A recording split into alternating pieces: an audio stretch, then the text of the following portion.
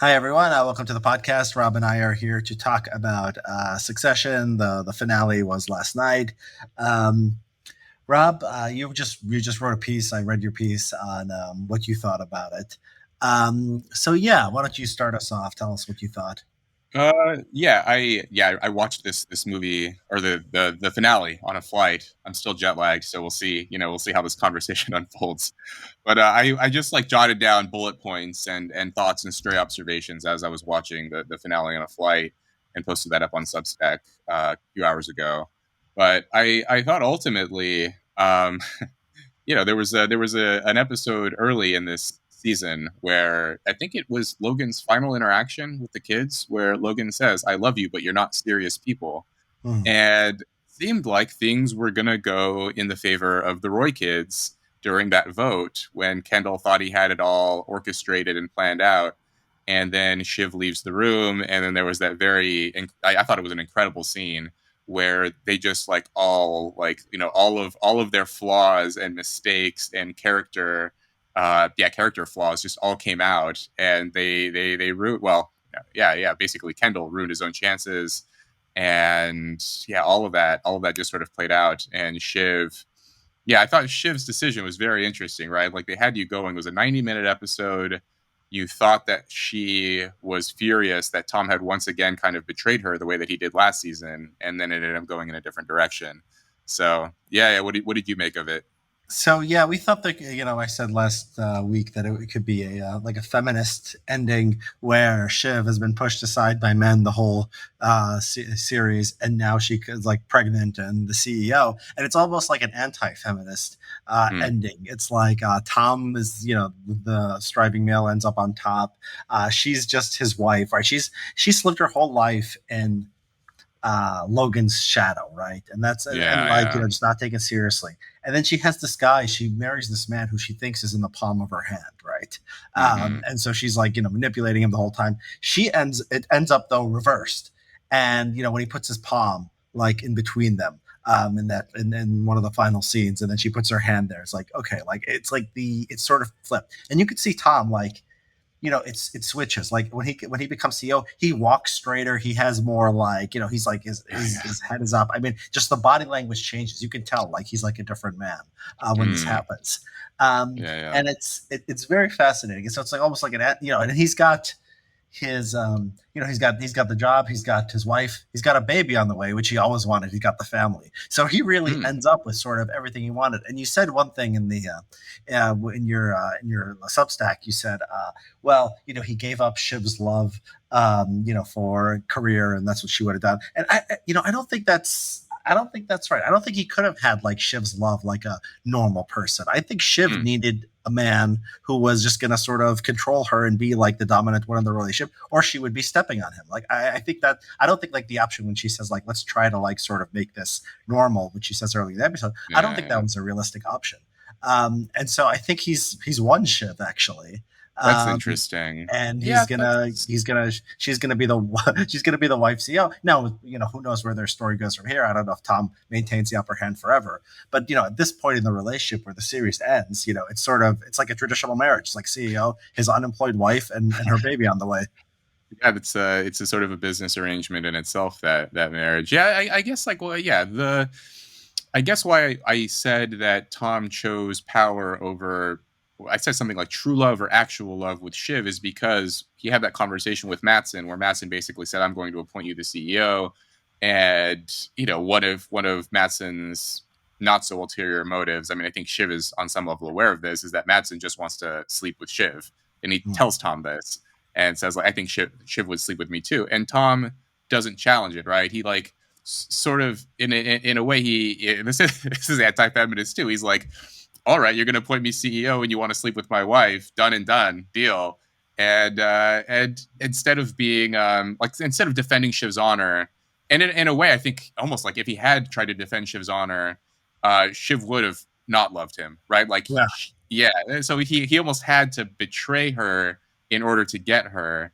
And so that's, yeah, okay. I mean, the whole show is, I thought it was like, yeah, the it was there is like sort of a like a conservative or right wing undercurrent throughout that Shiv was never going to be the successor. Um, But in a way, as a woman, she had the power to decide which male would be. You know, like there is that sort of Yeah. feminine selection of male power, and she held that, right? Like the show very cleverly set it up to where she was the final vote, and she had to choose between her brother or Tom. You, you know what? It's interesting because like you think about brother versus husband. I mean, it's not really a fair fight, right? She chooses between brother and husband, but brother can ignore her, right? The brothers have pushed her aside every chance they've gotten, like her family. And Tom can't if he's married to Mm, her and they're going to have a baby, right? And so it's like from her mm, perspective, like the husband is sort of like the no-brainer. And then like this shows what Tom has been trying to have a baby for a while. And Shiv has been like sort of pushing back. And I think it seems like they sort of understood that when a woman gets pregnant, the power dynamic shifts in favor of the male, right? And I think mm. that's sort of what it is. It's like Shiv Huh. doesn't have the option of just like getting up and leaving him now. She could, but her market value, and all this are not as high as they were before she got pregnant. And so I think that like he's sort of she's got a few more months of like being pregnant and then having a baby and then having to take care of it. They'll have nannies and stuff like because they're rich, but still and people will take her less seriously for her career. She'll be able to do less stuff when she's pregnant. And so it seems like this was like sort of what's going on. It's like it was like the baby thing was about commitment, but the Tom wanted when he was gonna go to jail. That's when he became obsessed with getting her pregnant, right? Mm. Um, there was that, but then it's like they'll be more likely to stay together, and also if they do stay together, Tom won't be on top. And so Tom did end up getting her pregnant, and then he's like wins because and then Yeah, she has to have him as a CEO. yeah. Her fate becomes more intertwined with him, and then she goes with him rather than Kendall, right? Yeah, and the baby itself for Shiv is kind of a bargaining chip. If she wasn't pregnant, I don't know that Tom would have been like open to having her back in his life and to sort of maintain their entanglement. You know, at the very end, he whispers to her, meet me in the car in 20 minutes. If she wasn't pregnant, I don't know that he would have done that. Like, I don't, when, like, especially if he had managed to obtain the CEO position, Uh, you know, his fraught relationship with Shiv played out the way that it did. She's not pregnant. Yeah, I don't know. I mean, that line a few episodes back where Shiv tells Tom that she's pregnant, and Tom is like, "Is that even true, or is that a move?" Like that's what their relationship is, yeah, where everyone is second guessing everyone else. I think at that by now in the finale, like I think Tom is aware. Shiv kind of is like showing now. You know, it's apparent that she's pregnant now, too. So in a way, yeah, it worked out for both of them as best it could. Like that's the happiest ending for them that you could expect in this kind of show. And yeah, I'm sort of glad. Like the ending was satisfying. Okay, so here's the thing. So about her starting to show in this episode, it's sort of silly because this whole thing is like 6 days, and she gets noticeably bigger in like that Yeah, time. Like it's a big difference. And it turns out, like we speculated on this before, I just googled this. She's pregnant in real life, so that's what happened. That they yeah, wrote the pregnancy into the story, but like they're making the story like day by day, when really like they would have been like weeks or something apart, right? They yeah. they filmed those shows, and so she's noticeably pregnant. But it's funny, like the day before, she's not really noticeably pregnant. One thing that I Uh, like about this show too, this is sort of like meta commentary. I read this interview with I think his name is Jesse Armstrong, the creator of the show, where they asked him like, "Can you tell us like what the timeline of the show is because it does seem a bit murky?" And he said that like this is just how television works, where like days get compressed and months become whatever. Like basically the timeline gets messy because you want to fast forward certain storylines, you want to sort of highlight certain subplots, and that's just how things go. And I like that he was just honest about it because a lot of shows are like this, where like I don't know, in The Sopranos, Christopher's age compared to Tony gets changed multiple times depending on convenience and does it really? backstory. Yeah. How? So early on, no, this was midway through. Uh, Chris mentions how I think when he was 11, Tony Tony Blendetto, used to like tie him to a tree when they were 19. So the age gap was supposed to be, I think, 8 years. But then on other occasions, one of them says like, they're like 15 years apart because I think season one, Tony's 40 or he's about to turn 40, and Christopher's supposed to be 25. Mm, And then in the Many Saints movie, Tony's 17 years old in the later part of the movie, and Christopher Moltisanti is just born, and he carries him as a baby, Oh, right? And so there's a lot of like rearranging the timeline there. But yeah, for this for Succession, I think it's kind of fine. It's like, yeah, we don't really know, but it works out. well, they had the And yeah. yeah, the presidential schedule because they had the primaries. I thought I remember reading online so that it was like a year, and it made sense. It was like Mm, the presidential primary and then the presidential election gave you like yeah. these exact points. And I thought the season one was like Logan's birthday, and then season six it says was Logan's next birthday, Yeah, and then it was supposed to 81. be at 1 year. This was all supposed to be 1 year, right? I think Hmm. that's the way it works because a lot of the episodes are like 1 day apart. So I don't know. Are there inconsistencies? Is that what people? Is that why he was being asked this? Because I was unaware of Yeah, him. I don't know. I mean, yeah, I don't remember the specific scene or plot why he was asked this, but I think like just broadly, there are probably like offhand remarks in the show where someone says, 2 weeks from now, and then if you add up all the Yeah. times that they talk about the time adding up, it's actually longer than what he said. And yeah, I Mm. think it's these things tend to happen. I mean, even in our own memory, when you think about how time passes, speaking of false memories, we could talk about Kendall's. Yeah. I just love that scene so much, Yeah. where Shiv interrupts the meeting, and then she says, yeah, she tells Kendall, you can't be the CEO. You killed someone, and Kendall was like, no, I didn't. That didn't Yeah. happen. As soon as he said that, I was like, oh, it's over for him. This guy's such an idiot. Yeah. Kendall is like, he's like, that was just perfect for him, where he always loses control, right? It reminded me of the season one episode where he tries to get the board to vote and push Logan out, and he's like frantically running and talking to them on the phone, and he fails, and it like he lost the vote again this time. Like, just Kendall can't keep it together. Yeah, none of them can. I mean, he's Mm, relatively like good at keeping it mm, together relative to Roman, and yeah, maybe Shiv, depending on the situation. But yeah, he's still not good at keeping it together. Um, yeah. yeah. One more thing about Tom, I think like he's you ever read like those things about like these animals, and I know the cuttlefish does this. I think some other animals will do this, where like the male will sort of camouflage as a female in order to sort Mm, of get escape the other male and so be able to mate with the female. And so Tom, there's sort of like a thing like this with humans, right? Where a male goes around being, just like sort of being a doormat, gets mm, stepped on, but then is seen as less of a threat for everybody, and then he's able to sort of sneak up. And I sort of thought that analogy with Tom, right? Tom mm, is just he gets where he is because he's a doormat. Like Shiv marries him in the first place. He's kissing up to Logan when Logan, when he thought Logan would give him something, and then and then a Matson appoints him for that exact same reason, right? But he ends up the most successful of anybody, right? He ends up winning the show, and so this is like actually, this is interesting. Is sort of like a evolutionary theory of like how humanity mm. works, right? Yeah. Well, Tom doesn't pretend to be. I thought you were going to go in a different direction with Greg, where Greg sort of plays that role with Tom, and sort of like continues to ascend alongside Yeah, they're Tom. But you're saying similar. Tom. I mean, Tom Yeah. sees himself in Greg, I think, Oh which is yeah. why he keeps them all around so much, and they have a relationship through it all. Yeah. Yeah. So Tom sort of what like conceals himself by sort of bending to whoever's the strongest person in the room. So he would do that when it's just him and Shiv. He's sort of the doormat, and then when Logan's in the room, Tom is willing to betray Shiv for Logan, and now Matson has the most power, and Tom is just sort of bending in that direction.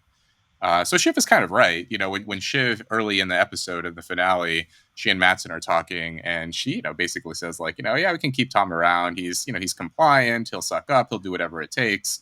And Matson gets this weird smile on his face, and then like, yeah, smash cut to him talking to Tom and saying like, yeah, I think I could sleep with Shiv if I wanted, so I'm gonna Yeah, appoint you as CEO, and that's kind of the deal. And I think like Matson was aware that if that's the way Shiv is talking about her husband, that he could probably take Tom and do what he wanted with him, and in a way like I think once Tom is in that position, we'll never know for sure, but it's also possible that like once Tom reaches that role, you'd mentioned how he was walking a little taller, is a bit more confident. Maybe if he and Shiv form a serious alliance, that maybe he could actually go toe to toe with Matson and find ways to accrue more power in that role yeah, for himself. So yeah, I don't know. I think Tom has been Tom is kind of consistently underestimated throughout the series, and so is Greg as well.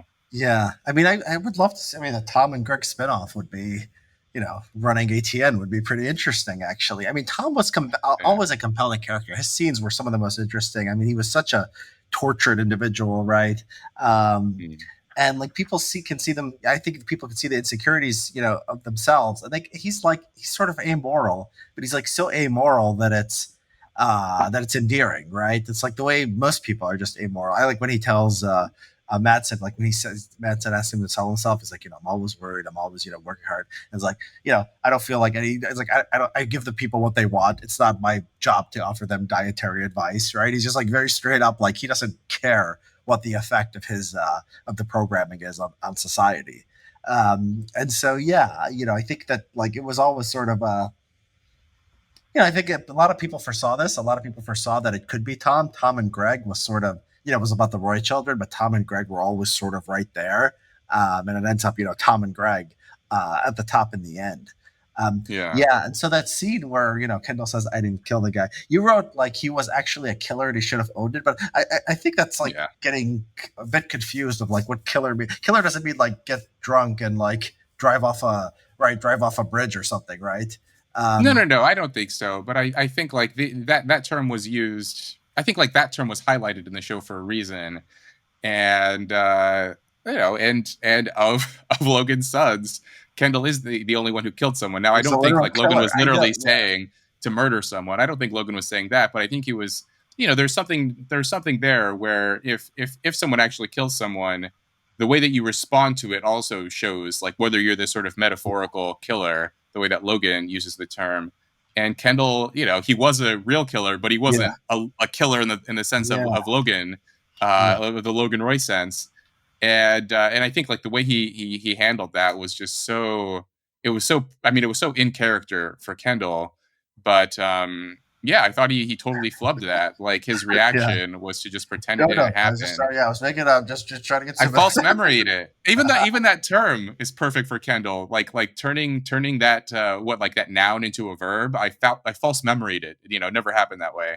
Um, Yeah. and then Shiv like okay, and then Robin like in the background like that was a move, like Yeah. confused, like what's Yeah. wrong with you? Why would you say that? Like and yeah, Kendall was trying. Oh, we were having a moment together, and, like oh god, it was all over from there. It all started to unravel, and yeah, I thought Kendall would have been much better off owning it and just like throwing it back at Shiv, or saying like, yeah, like these things happen or whatever, or like yeah, like people die. This is serious shit. Like this is how Dad would have handled it. Whatever. Like like that's not exclusionary Well, criteria for me to well, be it was crazy CEO. because they were yelling at each other and people could hear them in the other room. So like Yeah, yeah, I thought he was like I thought he was like going to go to jail. Like yeah, I killed. Like they would have all wouldn't have they all like heard that? Weren't they hearing the conversation? yeah. Like that could have. I No, think like he had to that deny whole it. room, man. Like that whole Yeah. interaction with them was like Logan's ghost was there looking at them saying, "You're not serious people.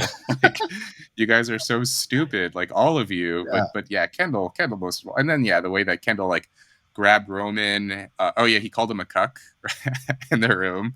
Oh Yeah. wait. Yeah, did This they not mention the kids? Right? they finally got to that. That's beautiful because yeah, and then Rome goes bloodline. She has the bloodline. She's the only one with biological children. They're not his biological children. And he says, Mm. and Rome says, one is a buy-in. I guess an adoptive. One is a So buy-in. so I thought that either meant adoption or in vitro.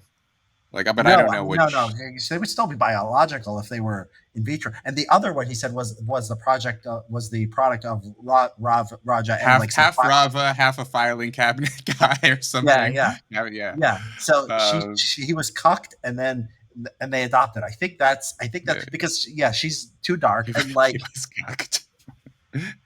Well, we don't know if he was cocked. That could have been like Rava's, previous previous, marriage or previous yeah, relationship. could have been, yeah. Yeah. And so So which one was which then? Was of the course the one dark skinned girl? She has was to the be right. buy-in. Has to be right. Um, Yeah.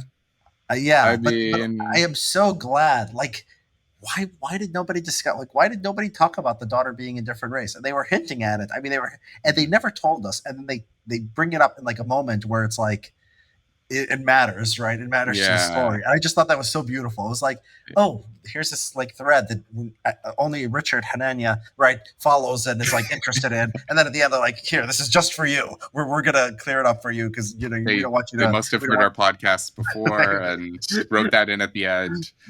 Well, I thought it was, yeah, it was a good move on the part of the writers to, or the producers to withhold that, right? Because it had maximal impact, right? Yeah. Like it's almost like the siblings have like certain boundaries they're not willing to cross, or there's certain taboo topics among them, and one is probably Kendall's kids, Yeah, so we went right? through Like that may six, be a and that's sore why spot for him. we never hear it. Yeah, exactly. So Yeah, it's yeah. why it's so And perfect. then Yeah, when Roman is at his most angry and the emotions are running high, and also interestingly, right after Kendall calls Roman a cuck, Roman throws that in his face, like, oh yeah, like because I have this fetish, fine, you know, you call me a cuck, like who's actually a, you know, like, you know, and then brings up the kids, and says, what did he said, like, I didn't say that, that's just something Dad said, which actually makes it worse that this is something, you know, because Kendall would be even more angry to know that that's what his dad would say about it. Um, yeah, that was so beautiful, the whole thing, the way that it played out, and then yeah, Shiv. Did you think Shiv had planned all along to ultimately vote against Kendall? Because she seemed serious. Like she seemed furious initially when she found out that Tom was going to be appointed. She starts, you know, planning with the siblings, and they're sitting in the boardroom. Like, where? At what point, I wonder, did Shiv suddenly there. decide, I or did wanted. she not decide I until wanted to that have moment? I wanted to have. I wish I had the time to go back and see it. There was a scene. It was on her face. Her face changed. I forget exactly Huh. what Kendall said. Like Kendall was giving a speech. He says something, and then I have to go back and watch it, and her expression changes. Interesting. And I Okay. forget exactly what it was. Um, hmm, yeah, I Yeah, forget yeah, exactly. yeah. So I wonder if like if Shiv may have had doubts. Maybe that scene is when the doubt entered her mind. And then I think like when Kendall said I didn't kill the guy, that was when she was like, nope, like you're not, it's not you. Um, but yeah, I wonder like when the doubt entered her mind, and if Kendall had never gone after her, like suppose that Kendall and Roman had just stayed put in the boardroom, gave Shiv time, or if they just walked into the room and said, "Hey Shiv, take the time you need. We know it's a big decision. We'll be in the room waiting for you." If she had come back on her own, what would her final decision have been? You know, like was Kendall's there going after her in the first place and trying to explain himself or try to, Yeah, you know, bully her into voting for him, which is yeah. that's what he I did. mean, she still, yeah. So when she found it was Tom and not her, I mean, she still got to be basically CEO, right? She's part of her husband is the CEO, and so like, yeah, Mm, that changes things for her, right? Like, she doesn't want her brother. Her brothers are just like, that she's given up on them, like actually bringing her in or doing anything for her or like making her important, right? She gets that she'll always be second fiddle to them. So it made sense that she wasn't on board with this Kendall thing, maybe to get back at Matson. But then when Matson made Tom the CEO, then that changes things, right? mm, Um, and so, yeah, yeah. I wish I could. I'm gonna put it in the show notes. I'm gonna go back and watch a scene yeah. after this, and then Well, see what sounds exactly the way that he you might have been. described it. I think it was something about his dad. I think it was something like Kendall might have said something like his dad would have done or thought or something like that. I'm thinking this might have been it, and I don't know. Maybe her reaction was like this guy is just all about I guess following his dad or follow it might have shown some weakness or something. I don't know, but I've got to go back and watch. The other What, something else, yeah, yeah. Go ahead. no, go ahead. What you were Yeah. going to say? Well, what's interesting is that so the way that she found out it was going to be Tom, that played out interesting too, because so so um so what is it? Greg. Yeah, Greg uses the audio app when the guys are speaking Yeah, Swedish, and then see, oh, it's, it says something like, when's he going to tell them it's not going to be her? Greg does the math and figures out it's not Shiv, calls Kendall, and then but he doesn't tell them, nobody knows who yet, right? And so then Shiv receives the information that it's not going to be her, it's going to be someone else. They're talking about Lawrence, they're talking about other people, and then Shiv brings this up to Tom, and Tom, at first, Tom doesn't say right away. He says something like, "Well, who would it be? What have you heard?" And Shiv, says, "We don't know. Maybe Lauren." She throws some names around, or is uncertain. And Tom just says, like, "Shiv, you should know. It's going to be me."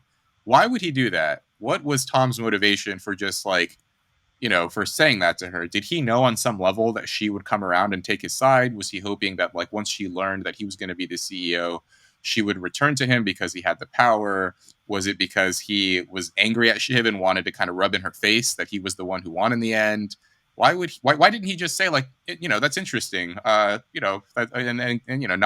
said anything more about, why would he not divulge that I don't information? know. I think he might have believed it was wrapped up for the Madsen side. He might not have thought that. He thought it seemed like he thought it was done. He's like, "You're going to find Okay. out anyway." So he may. I don't think he was privy to all the board stuff, and he might have Hmm. gotten that information Interesting. that that Yeah, they were going to okay. win anyway. That makes sense. Okay. Yeah, yeah. And so he just told her, yeah, be in the car, right? Like, yeah, this is That's something right. Tom Yeah. wouldn't have done Tom's before. not on the board. Right. Yeah. Yeah. I forgot. Tom's not on the board. He wouldn't necessarily have. Yeah. He wouldn't be aware that that needed to occur to finalize it. And Madsen. Yeah. Madsen just told him this is how it's going to be, and he just accepted it. Okay. Yeah. That's that. Yeah. That's helpful. That helps to make sense of it. I mean, yeah, that was like the Tom dynamic that played out perfectly. Yeah, I don't know, like the whole Yeah, Tom would have never behaved like those guys in that room. yeah. That scene, Tom would have never like but it's weird. Like he does get like weird and goofy with Greg, right? Like they go in the bathroom and he's like, Greg, did you basically like did you betray me? And like slaps Greg. Greg slaps him back. They Yeah. get into this little slapping match in the bathroom, and then they come out. So Tom can be a little bit of a goofball sometimes too, but he can still like manage to be serious when he needs to be. Yeah, I mean, I could get more. Like by the end of the series, I was sick of Kendall. I was sick of Shiv, and I was sick of Roman. I thought they Yeah. were, it's like they had gone through multiple iterations of the same story. Okay, Roman's a pervert. Okay, Kendall gets depressed and then comes back and like screws everything up. Like we've seen like multiple, and even like the board meeting, the last one, it was like Roman was the one they were hanging on. That was one of those Mm, early seasons, and this one it happens to be Shiv, right? So it's like enough. I could have watched more Tom, like Tom's development. Like he mm, won, like, but I could watch a Tom spinoff. All the other characters, I think they left us at the right time because, we have had enough of them. I mean, that they showed what they are. But what did you think, when it happened, when Frank told Kendall, it's been done. What did you think Kendall was going to do at that moment? it's been done in terms of like the Like vote when is he comes over. back and they tell him the Shiv came back and voted and it was over. He wasn't going to be Oh, CEO. What did you think? Like, and he starts walking out, right, and goes to the elevator. What did you think he was going to do? what Kendall was gonna do? Yeah, Well, like, do you mean? I thought initially he was going to try to talk them out of it, right? Like he was going to like try to win Frank over, maybe win Carl over, or basically he thought that he could talk himself out of this, like one final shot. Um, yeah, I mean, once he realized it was over for him, yeah, I mean, well, the other interesting thing is that I mean, he's an addict. He has issues with drugs, with addiction, with depression, and he sort of implied in the room with Shiv and Roman yeah. that he's like, I was groomed for this, and if I don't get this, like, I don't know, like, this is the only thing I'm fit to do. Sort of implying that he will spiral out of control He says, "I will and die if I don't get this. I will die." I He will. I says will. that. Oh, that's right. He says that. Which it could be a him exaggerating, but he also could.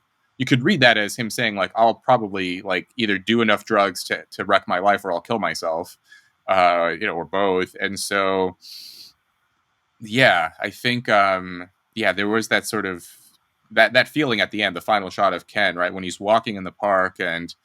Who's the body man? I always forget this guy's name. Yeah, Um, the guy Logan's who worked best friend. Logan's bestie, who's now Kendall's bodyguard, and for me that was like a shot of like like almost like like Logan's ghost lingering over Kendall in that final shot as he's walking, and the bodyguard has like 15 paces behind him, and then he's kind of standing behind him when he's sitting on the park bench. That's Logan's, like that's his father, or like what remains of his father, looking at him and sort of silently judging him as a failure. Um, so I think, yeah, the way it's going to play out for Kendall is probably probably not good. I think like if we stick with Kendall and had to do a few more episodes focusing on him, he's going to unravel. Yeah, Um, what's weird though is like surely his siblings know him well enough to understand this is what will happen to him, um, and now they know that he either killed a guy or he's like psychopathic enough to lie about killing someone as a move, which I don't even think they would do.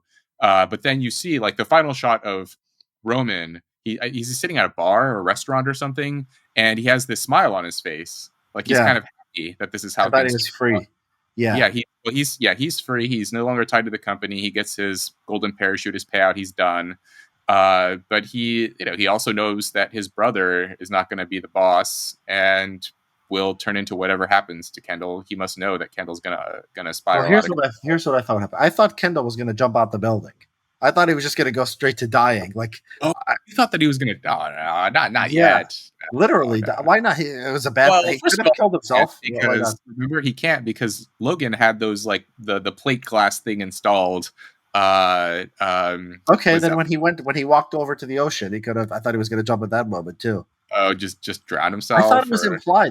implied that he might do it like after the scene was over. Like he's just like looking over at the water. He's depressed. He sits down. I think it's implied that he might have, he might have jumped later. Uh, Maybe. I don't know. I think it was supposed to be ambiguous. You don't really know what's going to become of him. I think he's either going to die quickly or die slowly. Like he's going to try to kill himself quickly or slowly. From the point where we see him last onward. Yeah, Kendall's not going to like whatever. Like try to build. What were they working on at the beginning of the season? The 100, or whatever app or whatever other kind of startup ideas that they had. I just don't see Kendall sort of sticking around and trying to build something of his own. Or if he does, he doesn't have it in him. He's not a serious person. Yeah, So yeah, I don't think it's going to go well for him. Roman, yeah, like what's going to become of Roman? I wonder. I mean, he yeah, was happy at the end. I think he'll yeah. probably live like a I, pretty I like to fulfilled think. life. I like to think he finally got an erection. Right. He finally got a natural erection. It would have been cool if like he just. Well, I mean, he can have erections, right? He can masturbate. I think can't he? He just can't have sex. I think I like would have liked to see like some way to show that like his problem had been solved. Hmm. Yeah, well, I thought he could just under like it has to be under like Weird weird circumstances. Yeah, yeah, Yeah, it's got to exactly. So I would have be. liked some way like he Yeah. sees a girl in a bikini and then just has like a normal erection. Oh, I see. Like, The family traumas are resolved, and like suddenly his sexual dysfunction has been yeah, yeah like remedied, and so now he yeah. can like yeah he just has normal sex with a normal girl without any weird. That would be Or, like that he would be sees so funny. Jerry and is just turned off. Like he's not interested in Jerry anymore. Like that's something like that. That would be so like this is what it took like to just sort of disentangle from the family business, and now Roman is he's healed. Yeah, I was sort of just they just gave us Kendall being depressed. We've had that in the show. I wanted like finality there, and then Mhm. Roman. Yeah, I wanted his sexual. I wanted his sexual problems to be solved. I wanted a little more from the other characters, but we didn't get it. I think that if Kendall died, like if Kendall had jumped off a building or like there was some kind of an actual suicide, I think that would have just taken up like in a way that would have sucked all the energy out of the show. That would have been the thing that people remember of Succession is the finale of Kendall jumping off the building. Like that would have become a GIF or something. Like that would have been what people remember of Six. I think it's better they did it this way because like the whole show stays with you, right? Whereas like if one character does something extreme, that sort of becomes what people remember of the finale and ultimately of the show. I just feel like Kendall's story is over. It's like so. Spoiler alert: we're going to Sopranos. Spoiler here for people to see the less next minute or two. So speed up. The like Chris Montasante when Chris died, I felt like this Hmm. makes sense because like his story had reached. It was like addict falls back, gets optimistic, thinks he's going to do it, falls back. And it's like, okay, how many times can you go through this cycle? Just, that's it. It's over. It's over for you. It's like, Tony finally, mercifully, like, moved this beyond. And it seemed like that Hmm. with Kendall too. Like, his whole arc was like, he was hot here and then he just like collapses. And then, so, like, a huge part of the show is just him at the bottom having that pathetic birthday party, doing all these drugs, and he's gone through this cycle before. We know Right. he's had drug issues before, and so Right. now like he's brought back down. He loses the entire company, and it's just like, is he going to come back? Like, no, like just give us the finale. Just give us So the we should have had a sort of a Chris Moltisanti-esque scene with Kendall where like Carl or right, Frank Carl. suffocate this guy like in his sleep. Like they don't pull him out of the water. He falls in the Well, water, tries to get out. Frank and Carl walk by and just like say, you know yeah, what? He's had enough of the yeah, story. he's underwater. They put their hand in the pool and just hold his nose shut and just say goodbye.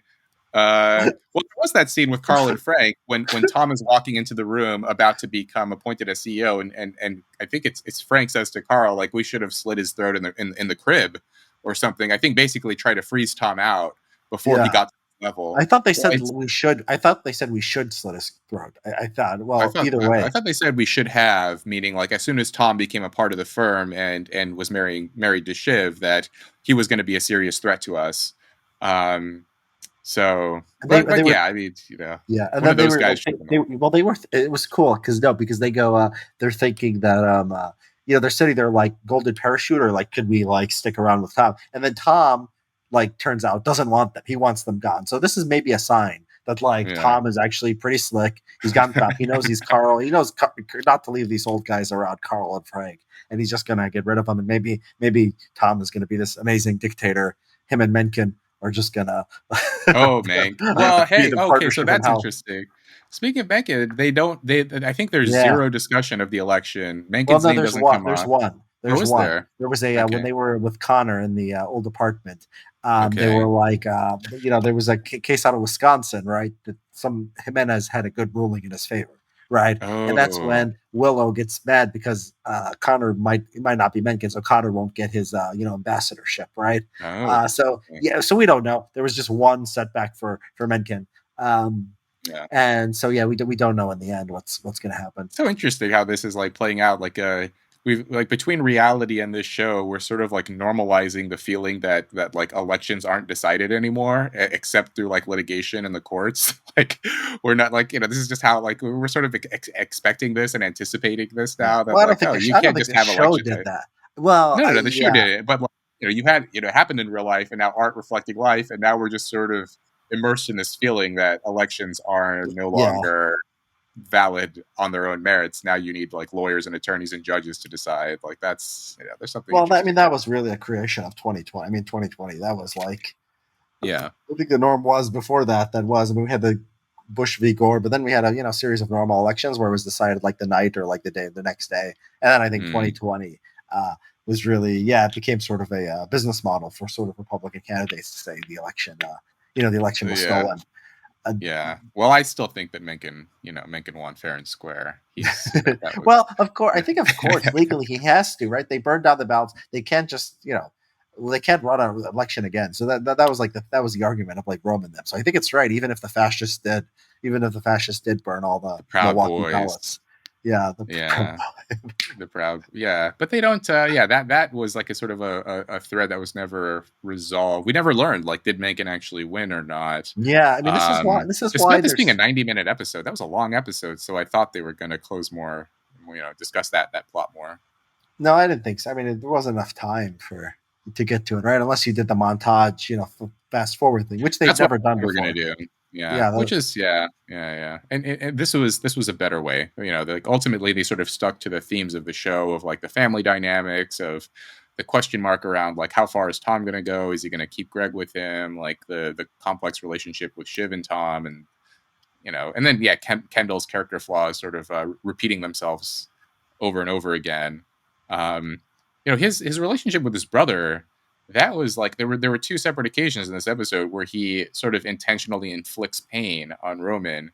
When he's hugging Roman and he has the stitches on his eye and he's like pressing into his shoulder. Roman is Uh, doing it. Roman was the instant. well, Roman was like, yeah, he's doing it, but then like Roman is or Kendall is kind of like hugging him, and I think this is meant to be like this sort of ambiguity here too, where like a callback to season one, where Roman would say, when we were kids, you'd lock me in a dog cage, and then later we found out that like no, he asked Kendall to do this, and I think like in Roman's memory or his by preference or fetish or what that like he wants people to inflict pain on him but they're unwilling to do so, and so he does it to himself or like tries to get them to do it, and then he yeah, remembers it as them doing it to him because that's what he enjoys. And then in the private meeting with the siblings where Kendall grabs his face and is and then is like actually trying to hurt him. yeah. uh, Like, yeah, that was a brutal scene, man. And then yeah, Shiv tries to stop him, and Kendall's just totally, yeah, totally flailing. Um, yeah. What's gonna happen to Greg then? Is Greg like was Tom serious about we're keeping you I think he's on? going to keep him around and just Yeah. like abuse him. I think he's going to be pretty.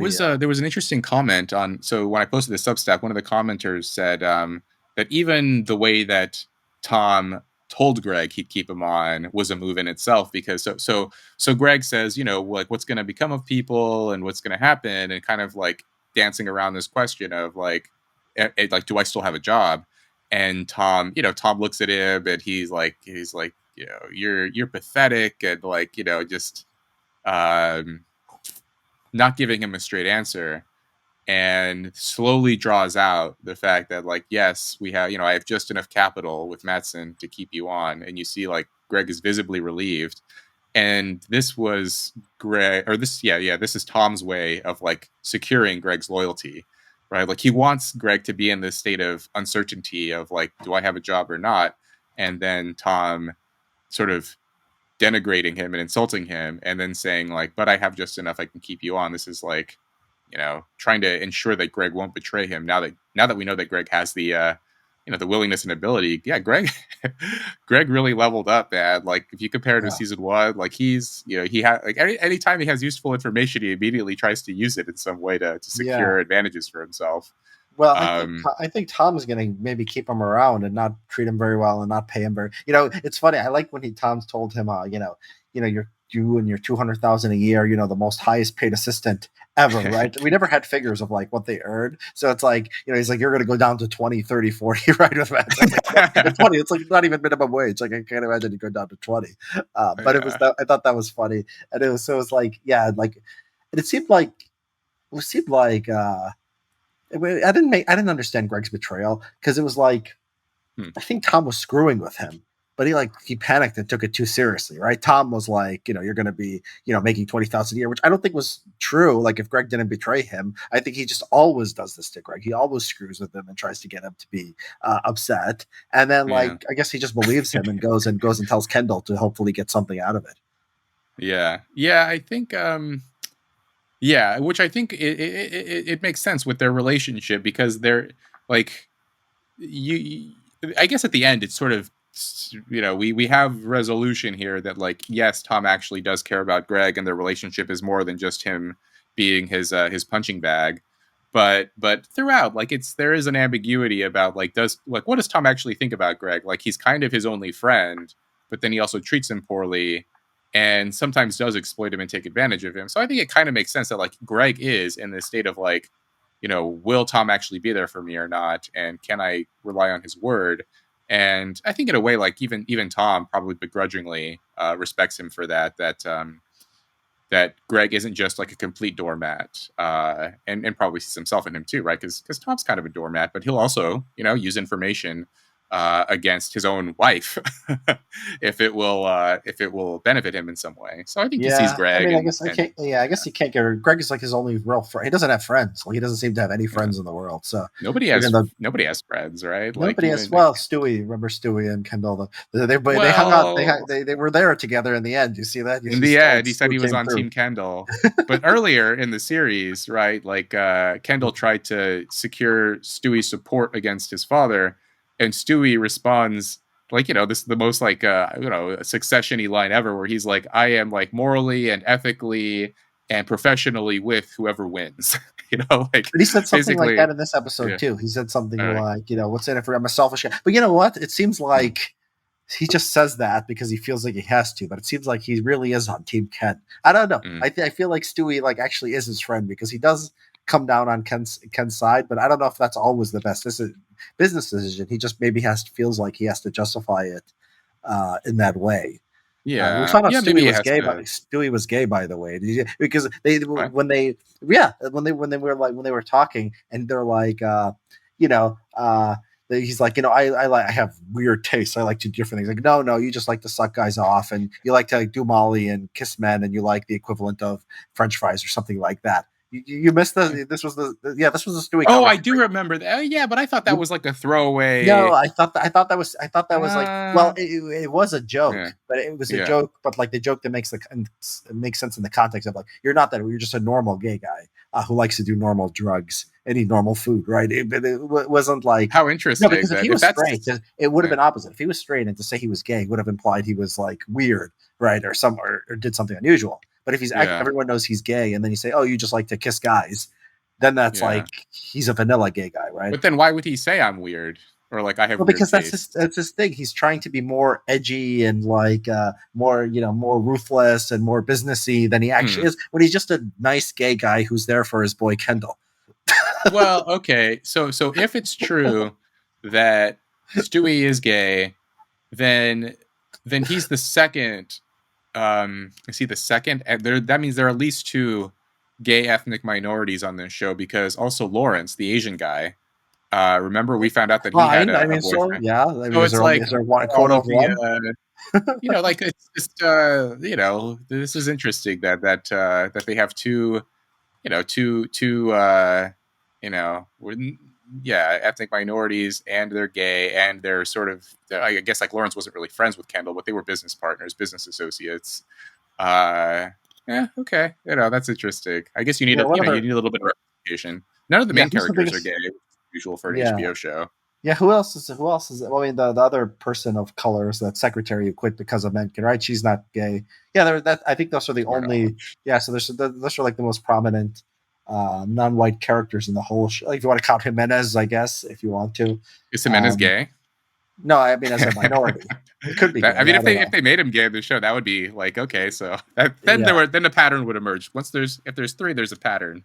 yeah. Um, okay, all right, yeah. Mencken, we never see Mencken with a woman though, right? Does he have a wife? Do we see him with a wife in We the? don't we don't see it. No, he could be gay. I Yeah, mean, he could be. there is that. He's very fit and good looking, and there is that like that contingent. We talked last time about the dissident branches of the right, and there is Yeah, that kind of like he's back. aesthetic. Correct. He would be Yeah, back. Yeah, he would people be. speculate that Bap is gay. Like very Well, I mean, interested in male and aesthetics. he leads them in that direction. If you read, it's like, oh yeah, nice bodies of young men. He just has like lines like this. Oh, he says Yeah, that. Okay. yeah, but this is all this is the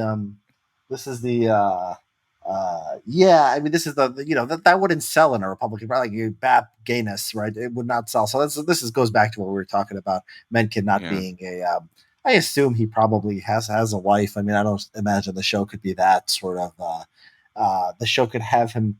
What state, like he was a senator, what state would a Nietzschean gay Republican get elected for?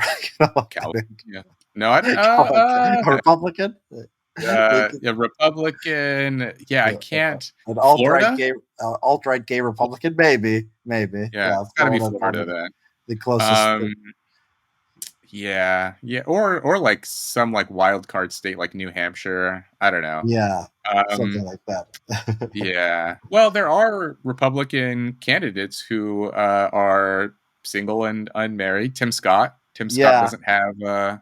He's there are rumors swirling around him. So maybe Mencken is in yeah, that yeah. vein. If someone were, it's ambiguous. We don't know. We don't know what's going Lindsey on. Graham, right? It's Both yeah, South Carolina senators, interestingly, yeah, are neither are both yeah. bachelors and possibly gay, and nobody knows anything about their personal lives. That's interesting. Hmm. Yeah, the entire state delegation.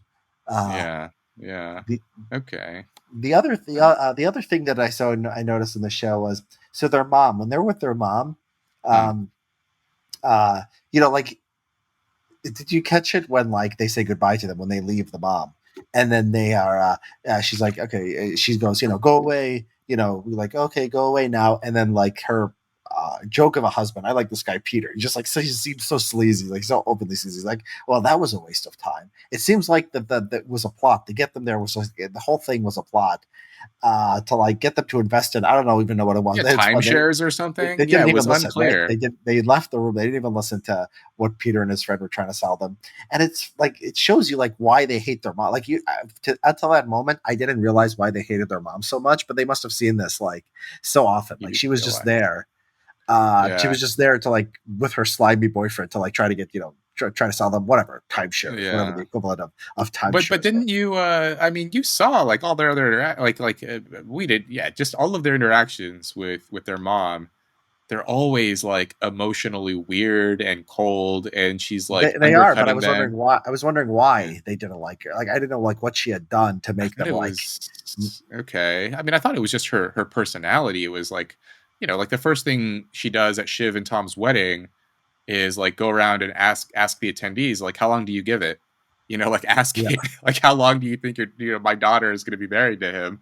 yeah, but Like that could with be. no like, why would you do that? Like, there's no indication that like this marriage is doomed to fail. But that's just like, she doesn't want her daughter to be happy, right? Like, I know. I yeah. don't know. Like, so she's just like a gossip and a goofy woman. It was different. It was different from trying to sell her on, get Uh, Peter's timeshares. I thought that was sort I of a don't different. Like, that was know. the whole I point think of that if you're having the them kind over. of woman who has 3 kids with a guy like Logan Roy, like there's, like I think, yeah, that yeah, Logan probably was intrigued by her and her, her flaws Yeah, I and think a lot of her women would have had three personality. kids by Logan Roy. I don't think that's like that's strange of a thing, right? I Logan mean, they is. had a marriage though, like that. I don't know. I mean, yeah, if it was like I don't think it was a business arrangement though, right? Like Lady Caroline, she's from like old European wealth herself, so like it wasn't about like, okay, if it's Carrie or like one of these women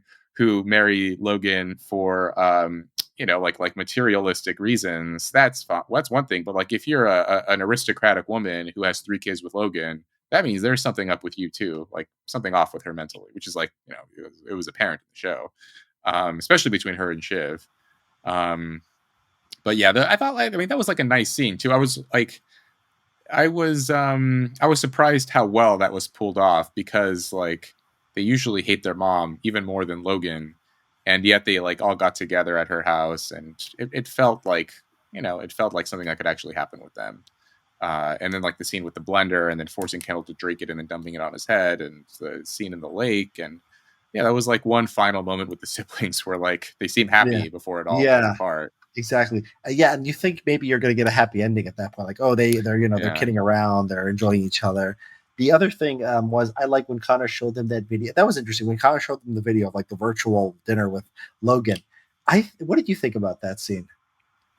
Um, my impression was like, I mean, I thought that it was kind of showing that Connor had like the best, like none of the kids could have that like interaction. Like none of the kids were Yeah, in that room. The younger Roy kids. It was just Connor. Connor seems the happiest among the Roy kids, and in that scene, he was happy. Logan seemed like kind of in high spirits in a way that you never really see him with the other kids. And like I don't know, I almost felt like if there is a message in that scene, it was almost like Connor made the right choice out of all the kids, which is to yeah. just like take the money, check out, don't try to like usurp your father and Try to take be president over. instead. Yeah, Yeah, try to run for president. Yeah, get 1% of the vote, or be in a sort of a loveless relationship with a woman half your age. That's the move for happiness. yeah. I But thought yeah, that like he's clearly like that. None of the kids could have had that kind of interaction. I think with Logan. I think that's right. Yeah, I think that was a very interesting scene. And then like even like they did like it seems like they never got like even he's not just comfortable with Connor, but also those old white people, right? We've been talking about sort of the the Jerry Yeah. and the Carl. Was Frank there? It was Jerry and Carl. Carl was singing, and like Carrie is like holding his arm sort of affectionately. They zoom in on that at one point. One of the kids really looks at that, like so he's like he's being affection. She's being affectionate with him. And yeah, Hmm. that's a part of him they just don't. So you never saw that. They didn't have access to that part of Logan because Logan Yeah, knew that they were trying to, they had angles, right? Like they were constantly trying to maneuver to see what they could get from him.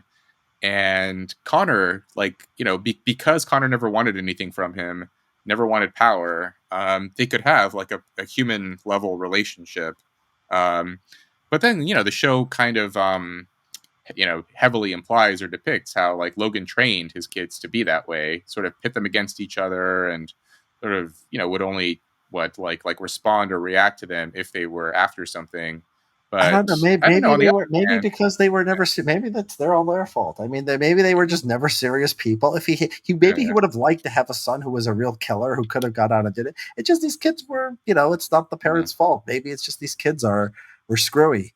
Yeah, it's And they yeah, were the yeah, yeah. problem. It's if the behavioral genetics, Yeah, like that model of like it's not parents don't affect the kids. It's actually the parents responding to the kids' innate exactly. Yeah. propensities. Roman with the stuff with Yeah, Roman liking being abused and that stuff like that. I think is like a hint of that. yeah. Well, there was an interesting interview with Brian Cox, the guy who plays Logan, and he said that Logan's flaw is that he loves his kids too much, which is Interesting. yeah, which is a Maybe, I think a maybe, lot of maybe people the would hear right that. business decision would have been like to just get rid of them all and like have more competent people. Which is But kind of what he did, right? Like he yeah, had competent people actually running the show. You never actually see Roman or Kendall doing anything serious in the business. I mean, a couple of scenes here and there, but well, generally you see The like Madsen Jerry's the was competent the one. Madsen thing was all Roman actually. The Oh, Madsen thing, that's yeah, true. Okay, yeah, that yeah. was real. Well, but yeah, if I guess like the like Brian Cox's point is that like he has these kids who are super entitled, narcissistic, whiny, um yeah, they're like they don't want to work, they're kind of lazy, they just expect things to be given to them, and Logan resents them for this, but he still loves them. And so he has this complicated relationship where he wants to give them something but he knows they're not ready for it. And so this is his, this is what torments him. And so I found that to be interesting. Like I posted this on Twitter, like the article and that quote about how Logan's flaws, he loves his kids. And people started commenting like, Logan is a psychopathic monster who ruined his kids and blah blah blah. And I'm Yeah, like, I don't know. I think people. Yeah, that's what people the kids always. believe, Yeah, people but always take the kids' perspective. Yeah, there's this. yeah, Yeah, there's always this sort of pity party that people like, where the kids are the way they are because of their parents, and everything is the parents' fault, and the kids are just innocent creatures who are just screwed up by the parents. Yeah, I get that people would have that reaction, but I don't think it's. I don't think it's true. Like if I don't know if like yeah. Stewie was Logan's son or something. If I don't know Stewie, but I don't know. Like if someone was like really that Logan really respected had been one of his kids, I think he probably would have been happy to Yeah. hand Connor it over Connor to them kind of again. showed that you can have a You can happy have a life in the Roy relationship at least, family. You right? can have a And Connor's relationship not a with serious Logan. person either, but at least he's not Yeah. like as But he entitled knows and he's not pushy. serious. Well, okay, Yeah, he doesn't know exactly. he's not because he runs for president, so maybe he doesn't know. Yeah, But but but he's he not kind of directly competing with his dad. Yeah, exactly. Or yeah, or yeah trying to get something. I mean, he's using his dad's wealth and whatever to run for president, but yeah he's trying to at least do something new. And like yeah there's that one scene where they're on the boat, and like I think Connor asks Logan for like I don't know, he wants ATN to support him or something like that. There was like something like he really wanted like from Logan to like to cover the launch wall or something, and like he just sort of brushes him off, right? So he just like yeah he asks his dad for like his help in the presidential campaign, but really doesn't isn't that pushy about it. Doesn't get try. He builds his own like sort of con heads. You see, he's got his own sort of public profile that's based on his like own ideology and his own ideas. Even though he's a goofball, right? He goes out and he wins 1% of the vote. Um, and so, like, yeah, maybe Logan would have if they went out and just did anything on their own. And at points, actually, this might have been his motivation for selling the business at the end, because he tells, I think it's that last conversation before he tells him you're not serious people. He says, go out there and make your own thing. He like explicitly tells him that. He yeah. just gave up at them, running Waystar, and then just said, go do your own thing. And that seems like what he wanted for them. He wanted them to make That's their own role because interesting. So he he's lost well, faith in them. he gave them sinecures within Waystar Royco, or at least Roman and Kendall, and yeah, but maybe he wanted them to use those positions as platforms to like build their own resume, build their own record before going off and building something of their own. But then he also, I mean, yeah, I don't think Logan is completely blameless because he also does like kind of on and off tell Kendall that he's his number one boy, he's the eldest boy, he's this is his destiny. And then in season 2, he tells um he tells Shiv that it's going to be her, but he only tells her that so that to create a rift between her and Gil. So Logan has his own game he's playing too with the kids, but I think he's not like solely at fault either, right? There's kind of blame and to kind of go around it. The kids also sort of bring their own misfortune upon themselves too, and their own entitlement leads Logan to treat them in certain ways. So it's complex. It's it's sort of a two-way relationship here. But yeah, I think I think Connor is like in an interesting way. He is like evidence that you can be, you can have like a healthy, fun relationship with like, a kind of an emotionally cold and distant Logan, but he's not going to be like brutal to you because Connor doesn't. He's not entitled in the same way the other kids are. So yeah, anyway. Yeah.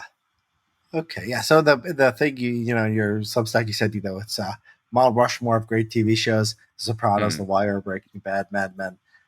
Yeah, I think it's up there too. I really did like this series. I thought that the political commentary. I think people can watch this.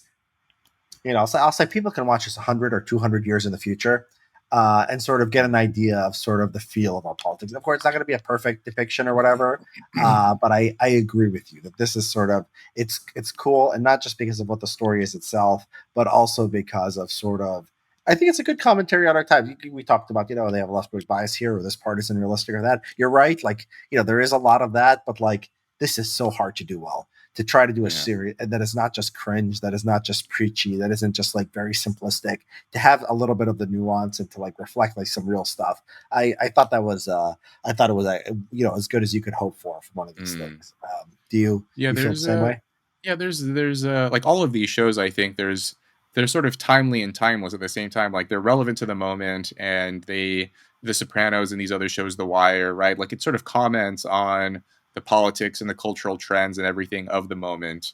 Yeah, But there are certain like dynamics and character archetypes and the relationship patterns that sort of transcend that, and there is like that sort of, yeah, like the reason that people read Shakespeare, right, is like, there's something about it that people can connect with, because they can sort of understand some of these patterns in their own life, their own relationships, or things that they see in the real world over and over yeah. again.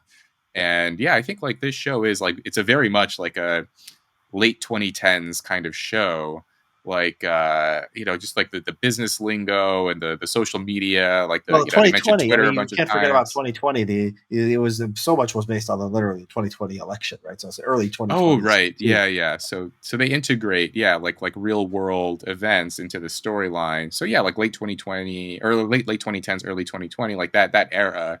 Um, that yeah, like if you watch this 10 years from now, you'll feel that the same way that if you watch The Sopranos, you can feel like, oh, that's like the Bush era of like the period of Yeah. American history. Well, Sopranos, yeah. I mean, Sopranos, I think, had that 1990s, 2000 sort of end of history feel. And 9/11, people say that knocked it. I don't think 9/11 necessarily knocked us out of it. There was still, I think the 2000s were still sort of, it was sort of the war on terror, I think, was a little bit, I don't think it was seen as like really people weren't as freaking out about. I mean, they were for a while, for a little while, but yeah, like, so Breaking Bad, I don't think it's like Breaking Bad could have been 30 years earlier. It's like a guy who's like the new of like suburban life, like finds Yeah. excitement. Like this could have been the 60s or this could have been the 70s. It could have been the 80s. Uh, You don't think so? what? Well, I guess like the very basic plot could have taken place, which is why it's a great show, right? Because anyone can watch it, even regardless of culture, right? Like you don't even need to watch. You could watch Breaking Bad with the sound off and like still be entertained by what's going on. You can sort of follow the story. Um, but I think like like having like the Mexican cartels and that kind of thing, like that has to be that this part of American history, this part like this geography, Mm, New Mexico, yeah. 2010 or But whatever it this is is. more specific. This is literally 2020, and this is social media. Yeah, this is what's happened in 2010s. Social media, the Trump movement, Yeah. right wing populism. It's a Mm, it's very narrow, but that's fine too. Even if even if it's not timeless, it's like it's okay to have like a historical piece. It would be yeah. okay to have like a story, a story about early 1980s American politics, right? That it Yeah. has, of course, everything has universal, parents and children and so forth. Yeah. But like, it's different in the sense that like people will look back 2015 to 2010 to 2025 or whatever, very weird time in American politics and world politics. And, they'll Mm, watch this and I think they'll say, well, this is, this was sort of a time capsule of that. And I think that's, yeah. This is sort of how it cool too. feels. Yeah. Yeah. Yeah. I mean, of all those shows, I mean, obviously, like Mad Men is designed to be a time capsule. But Yeah. of these shows, yeah, Breaking Bad is probably like the least timely. Where like, oh, like, oh, what was America like in 2010? You watch Breaking Bad, you won't really get like a deep sense of it. But I still think like, I don't know, like the feel of the suburban neighborhood Walter White lives in, and like the duplex that Jesse's in, like that feel, his relationship with his parents, his brother, like there are parts of it that like I think are very sort of recognizable for like lower middle class Americans, like Walter's life as a teacher and everything. There's something about that era, but maybe Yeah. that could have taken place even earlier or later. Yeah, yeah, Yeah. yeah. Yeah, I mean, you have maybe a 40, 30-year range. And then the Wire was the other one you mentioned in your essay. And that one's like, that's just Baltimore, shooting each other. I mean, I Yeah. think that's been a situation for a while and probably will be I for, mean, that's meant to be decades like coming an up. overtly political series too, right? Like the guy, is it David Simon, the creator, right? Like he's very open about his political views and everything. But yeah, like that is, Yeah. Although the what show in the end, I don't think had the effect on people always that he thought it would. I think a lot of people looked at that and said, yeah, they didn't come out with like sympathy for the ghetto. I thought a lot of people came out and said, well, it's a lot of the stuff is self-inflicted actually. Oh, interesting. Yeah, yeah, yeah, yeah. I haven't seen the show in a long time. I haven't seen The Wire in more than 10 years, so I don't remember. Like, I wasn't sophisticated enough when I watched it the first time to like track all of those things. So, Yeah. yeah, yeah, maybe do for a Okay. rewatch. But yes, Succession, I think is like this will be. Yeah, this is a show that I would watch in like 5 years from now. Like a if Yeah. if yeah, and if I hope they do a spinoff. I think we talked before about yeah, Tom and Greg spinoff, or a I would like to see a prequel of Logan in like the whenever, like the 70s or 80s or whenever he established Raystar Royco, to like see a young Logan Roy, like his ascent into power and building Waystar Royco. I think that would be incredible. Like, like Yeah. young Lady Caroline, his wife, like his affairs, What are his those pictures, by you the way? know. They show that picture of him. He's got a picture with Reagan, Logan Roy Oh with really? Reagan, and the other one is it Oh, Boris Yeltsin? oh really? I think there's a picture of Shiv. I think it's yeah, a young lady. I think it might probably Shiv, and then I think Yeah. it's like him and maybe Boris Yeltsin. Okay. Oh, You know what interesting. I'm talking about? There are three pictures behind his desk. You Yeah, know the yeah, Reagan yeah. one, right? You've seen that one, Yeah. right? I saw that one. Yeah, yeah. I think like yeah, just having. I mean, I don't know if you like want to actually bring Ronald Reagan into the series, but like have Logan, to watch him, right? Like watch him before he was at the top. Like what was it like for him before that, to see like the struggle and the Yeah, gradual yeah. construction of his firm and the relationships he built. And yeah, I think like Logan was, he was the most interesting character in the show. So yeah, a younger version Unquestionably, of yeah, him I think could go a long way. yeah, yeah. Well, we I don't know. I like Googled it. They said there's no plans for a spinoff. Now I think Tom and Greg would be most likely if we were going to get one. Yeah, a Logan prequel. I hadn't thought of that. I hadn't heard that before, but yeah, now that you mention it, that would be cool too. Okay, is there anything else on Succession that before we wrap up? No, I think we pretty much, yeah, we covered a lot, got a lot of ground. Yeah. Okay, great. All right then. Until next time. All right, see you, Richard.